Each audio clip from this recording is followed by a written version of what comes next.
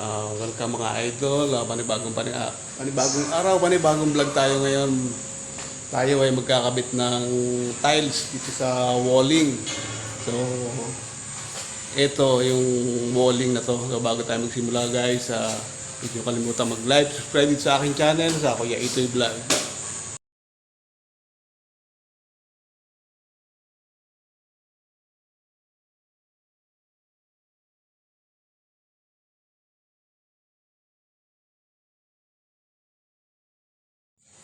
Ito mga idol, bago kabitan ng bago kabitan ng tiles to kasi may puntura siya, kinis. Kailangan natin tuklapin yan. Ayan, kailangan nating tuklapin para kumapit yung tiles. Yan. Ito yung tiles adhesive. Ang ikakabit ko sa kanya itong 60 by 60 na tiles. Ang purpose niya mga idol, kaya lalagyan kasi pag tinamaan siya ng bola, madumi. Mahirap linisin, gawa ng pintura. Ngayon kung tiles na makinis, madali siyang linisin. So, ayan mga idol. Una, yan, lagyan at i-plaster natin yung manipis na semento para kumapit. Tapos ito, lagyan natin din ng semento.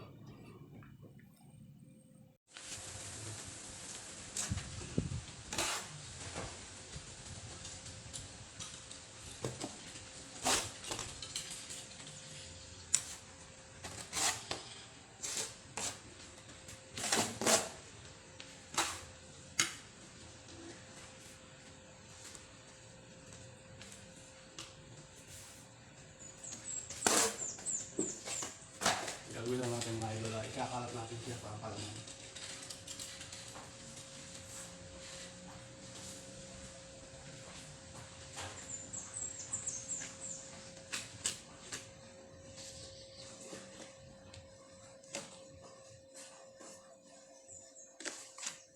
Parang tayo nagpapalaman ng tinapay.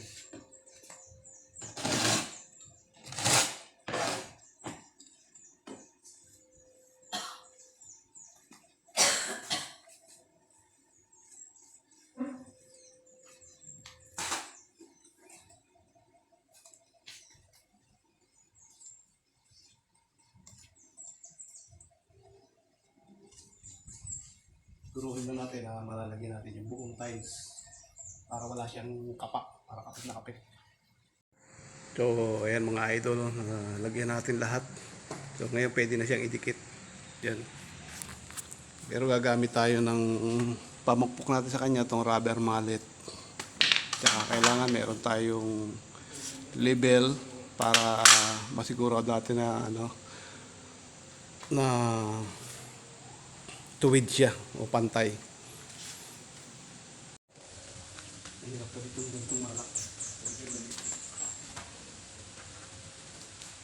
Tama pa, baka mamaya.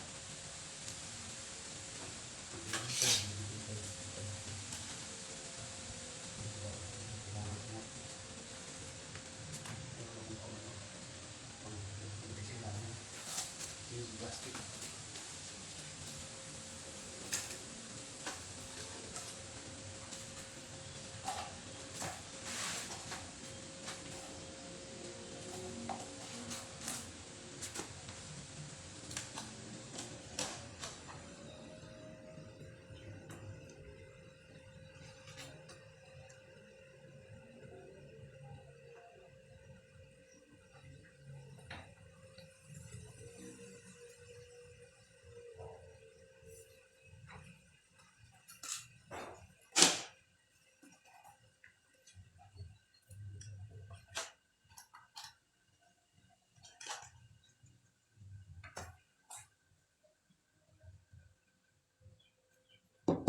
Mag-aral ka yan dyan, guys. Mag-asawa ka, ikaw gumawa ang bahay.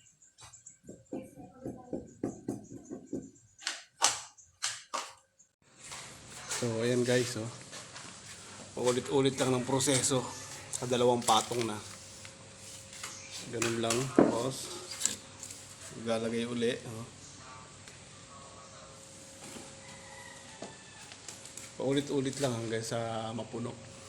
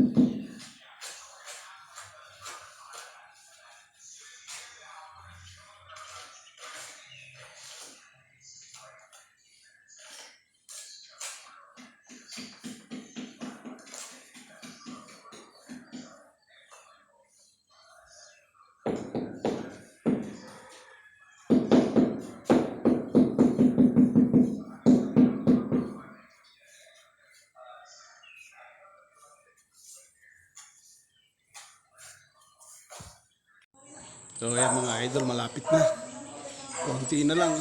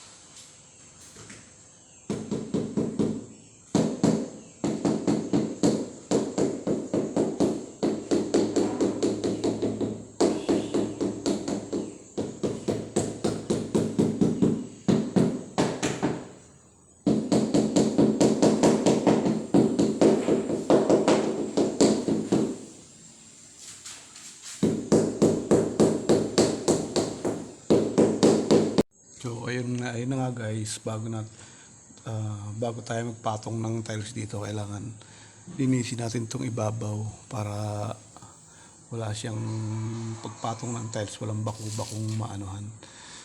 So ayan, konti na lang mga idol. Hanggang ibata, konti na lang siya. Malapit na siya matapos. Ito guys, ito mga idol, nilagyan ko rin ng panglagay sa tabi. Ito. Trim. Tile trim. Ayan. Ito mga idol, para hindi siya kapak, yung walang laman. Ayan, oh. Kita natin, lalagyan pa natin ng laman yan. Susuotan natin ng adhesive. Itong tile adhesive para siguradong wala siyang kapak. Lalagyan pa natin siya para palaman. Hindi may iwasan kasi yung ganito.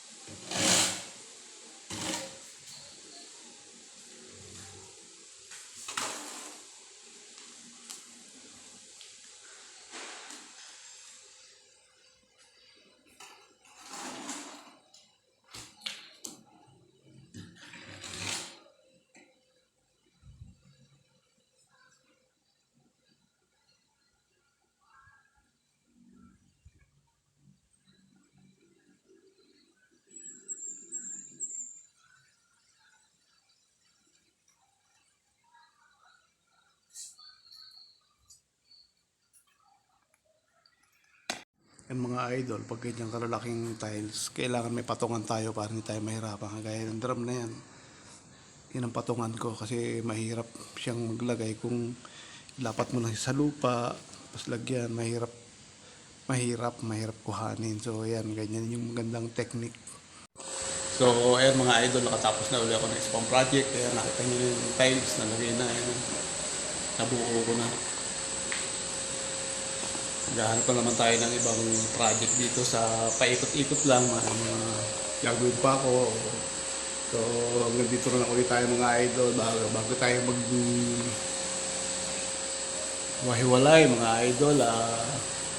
Huwag niyo kalimutang mag-like, subscribe din sa aking channel. Salamat nga pala sa panonood sa aking mga videos, sa aking mga regular viewers, sa subscribers.